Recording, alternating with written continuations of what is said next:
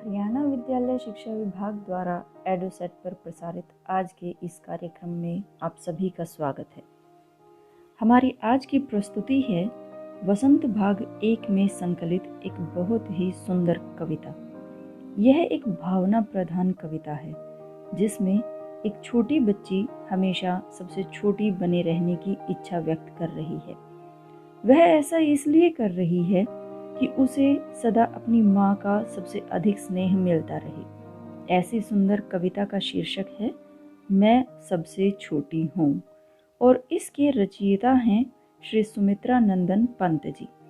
इस कविता के माध्यम से कवि ने अपने मन की इच्छा व्यक्त की है कि वह हमेशा सबसे छोटे बनकर अपनी माँ का असीम स्नेह पाते रहें।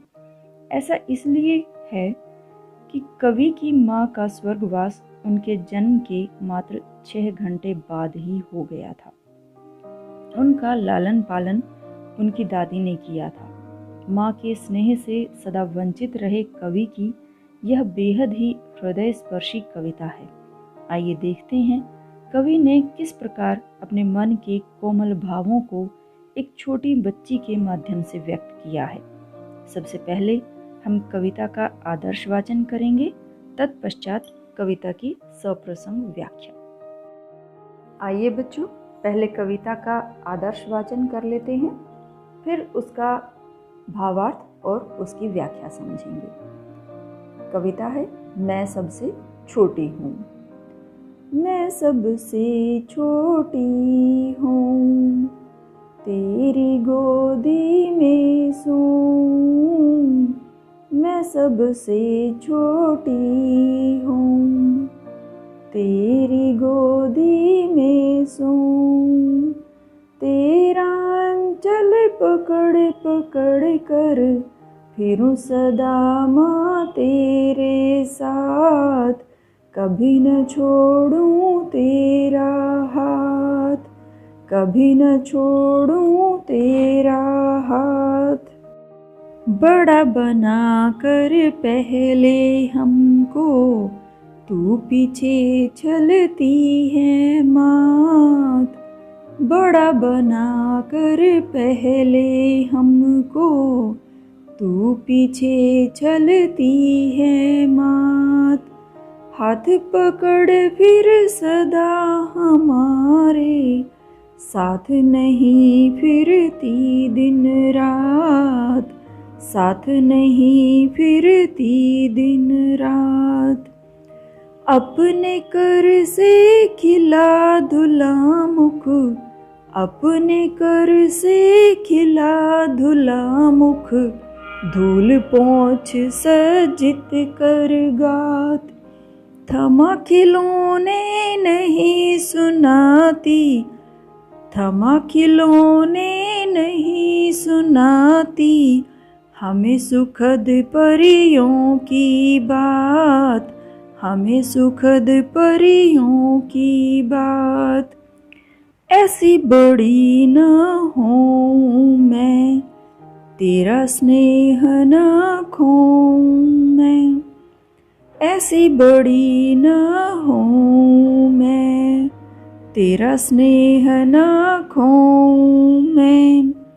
तेरे अंचल की छाया में छिपी रहूं निस्पृह निर्भय, छिपी रहूं निस्पृह निर्भय। कहूँ दिखा दे चंद्रोदय, कहूँ दिखा दे चंद्रोदय। मैं सबसे छोटी हूँ, तेरी गोदी में सोऊं। तेरा अंचल पकड़ पकड़ कर फिरूं सदा माँ तेरे साथ। कभी न छोड़ूं तेरा हाथ। कविता गायन के पश्चात अब इसकी सप्रसंग व्याख्या देखते हैं। पहली पंक्तियां हैं मैं सबसे छोटी हूँ, तेरी गोदी में सोऊं। तेरा अंचल पकड़ पकड़ कर फिरूं सदा माँ तेरे साथ। कभी न छोड़ूं तेरा हाथ।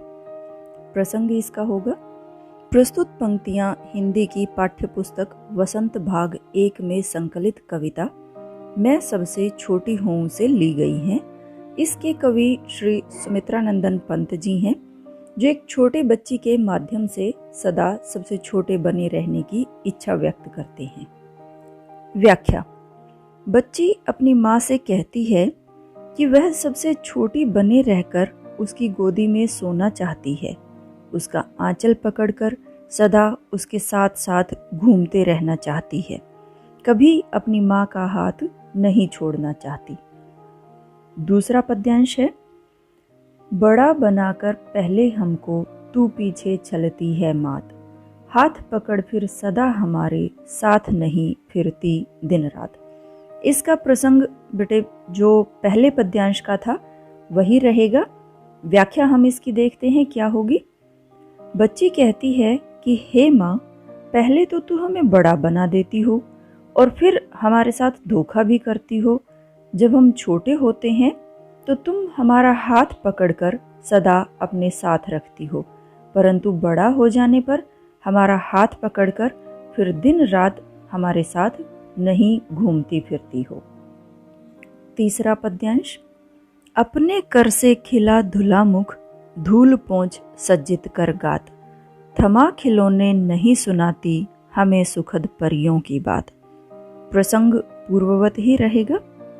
व्याख्या होगी, बच्ची अपनी माँ से शिकायत करती हुई कहती है कि हमारे बड़ा हो जाने पर तुम हमारा कोई काम नहीं करती हो, न अपने हाथों से भोजन खिलाती हो, न हमारा मुख धोती हो।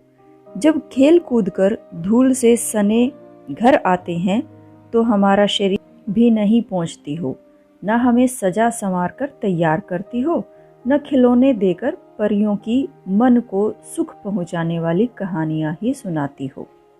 चौथा पद्यांश है, ऐसी बड़ी न हूँ मैं, तेरा स्नेह न खोऊं मैं, तेरे अंचल की छाया में छिपी रहूं निस्पृह निर्भय, कहूं दिखा दे चंद्रोदय। प्रसंग पूर्ववत ही रहेगा। व्याख्या इसकी होगी, बच्ची अपनी माँ से इच्छा व्यक्त करते हुए कहती है कि बड़ी बनकर मैं तुम्हारा स्नेह नहीं खोना चाहती, मैं तेरे आंचल की छाया में छिपकर इच्छा रहित निडर भाव से चांद को उदय होते हुए देखना चाहती हूँ। मैं कभी बड़ी नहीं होना चाहती, मैं हमेशा छोटी बनी रहकर तेरे आंचल में छिपी रहना चाहती हूँ।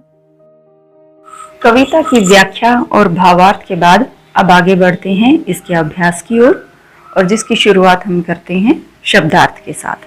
तो आइए बच्चों, कुछ कठिन शब्द और नए शब्दों को हम देखते हैं। सबसे पहला है अंचल।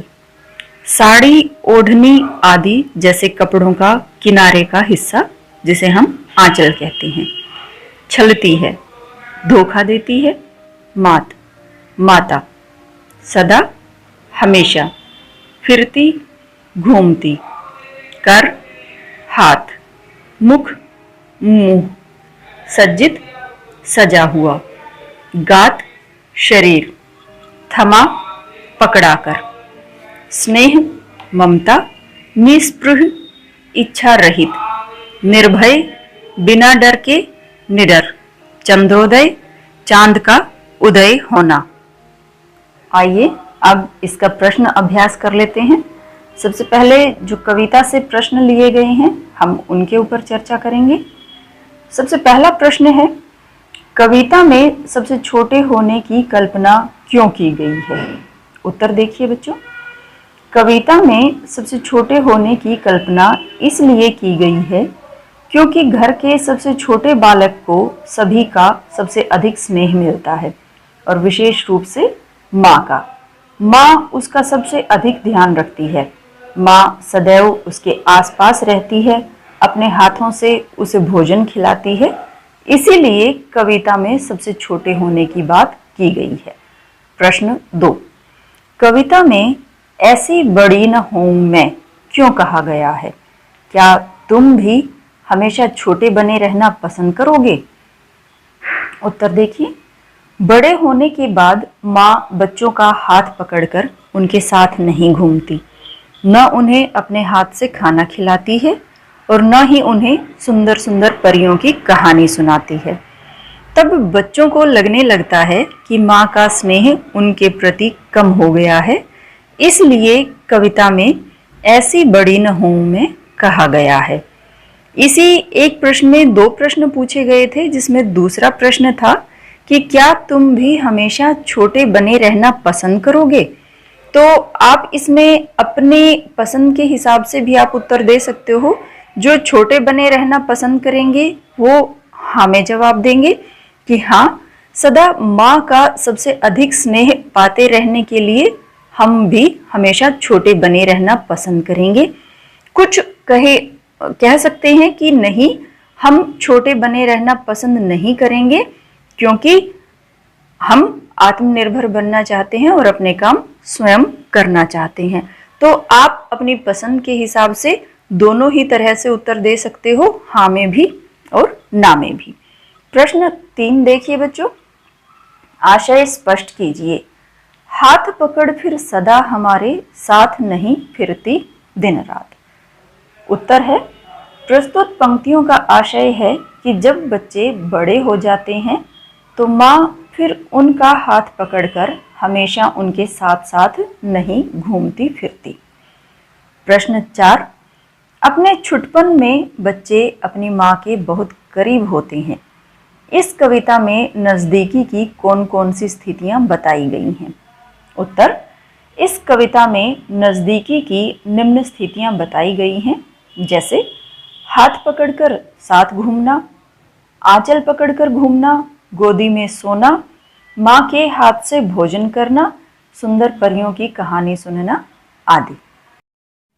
अब कविता से आगे कुछ प्रश्न देखते हैं बच्चों, जिनका आपने स्वयं सोच विचार करके उत्तर देना है।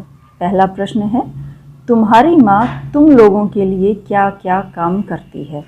तो ये आप स्वयं बताएं कि आपकी माँ आपके लिए क्या क्या काम करती है। कुछ काम ऐसे हैं जो हर घर में हर बच्चे के लिए समान मिलेंगे, जैसे सभी की माँ सभी बच्चों के लिए खाना बनाती हैं, उनके कपड़े धोती हैं, छोटे बच्चों को तैयार भी करती हैं, और घर की साफ़ सफाई का काम है, उनका गृह कार्य करवाना है, पढ़ाना लिखाना है। कभी बीमार हो जाते हैं तो उनकी दवाई उन्हें समय पर देनी है, उनकी विशेष रूप से उनका ध्यान रखना है। तो ये तो कुछ ऐसे काम हैं जो हर माँ अपने बच्चे के लिए करती है। इनके अतिरिक्त हर घर में कुछ अलग काम भी हो सकते हैं जो किसी घर में होंगे और किसी घर में नहीं होंगे। तो आपने ये स्वयं बताना है कि आपकी माँ आपके लिए क्या क्या काम करती है। दूसरा प्रश्न देखते हैं, यह क्यों कहा गया है कि बड़ा बनाकर माँ बच्चे को छलती है। उत्तर, शायद इसलिए ऐसा कहा गया है क्योंकि बड़ा होने पर बच्चों को ऐसा लगने लगता है कि माँ ने अब उनका साथ छोड़ दिया है, अब माँ उनके काम नहीं करती, इसलिए वह बच्चों से प्यार नहीं करती, जबकि माँ बच्चे को अपना काम स्वयं करने के लिए प्रोत्साहित करना चाहती है ताकि वह आत्मनिर्भर बने। प्रश्न 3, उन क्रियाओं को गिनाओ जो इस कविता में माँ अपनी छोटी बच्ची या बच्चे के लिए करती है। कुछ क्रियाएं हैं, जैसे अपनी गोदी में सुलाना, अपने हाथ से भोजन खिलाना, उनका मुख धोना, जब वह बाहर से खेल कूद कर आते हैं तो धूल से सने उनके शरीर को पोंछना, सजा संवार कर तैयार करना, परियों की कहानियाँ सुनाना आदि कुछ ऐसे कार्य हैं जो माँ अपनी छोटी बच्ची या बच्चे के लिए करती है।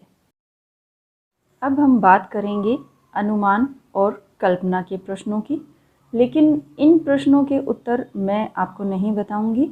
आपने स्वयं अपनी कल्पना से, अपने अनुमान से इन प्रश्नों के उत्तर खोजने हैं, जो हर बच्चे के लिए बिल्कुल अलग अलग उत्तर होंगे।